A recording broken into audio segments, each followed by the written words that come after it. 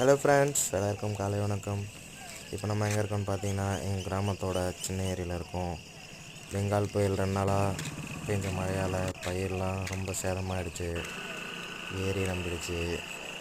ரொம்ப நடவுலாம் பாருங்கள், ஏரி நம்பி